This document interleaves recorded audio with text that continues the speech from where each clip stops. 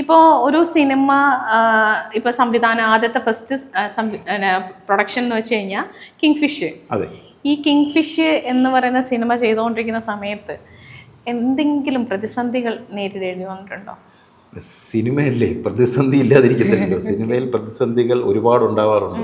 ഈ പ്രതിസന്ധികളെ തുടക്കക്കാരൻ എന്നുള്ള രീതിയിൽ എന്തെങ്കിലും ഫേസ് ചെയ്യേണ്ടി വന്നിട്ടുണ്ട്? തീർച്ചയായിട്ടും. സിനിമയിൽ വന്നതിന് ശേഷം ഞാൻ നേരിട്ട പ്രതിസന്ധികളെ കുറിച്ച് ഡിസ്കസ് ചെയ്യാൻ സത്യത്തിൽ ഇപ്പം പറ്റുന്നൊരു സാഹചര്യത്തിലല്ല. ആക്ച്വലി നമ്മളൊരു നല്ല സട്ടേറിൽ നിൽക്കുമ്പോഴത്തേക്ക് മറ്റുള്ള കാര്യങ്ങൾ അതിലേക്ക് ഇൻവോൾവ് ചെയ്യേണ്ടെന്ന് ചിന്തിക്കുന്ന ഒരാളാണ് ഞാൻ. അപ്പോൾ ആക്ച്വലി പ്രതിസന്ധികൾ ഒരുപാട് നമ്മൾ ഓവർകം ചെയ്തിട്ടുണ്ട്.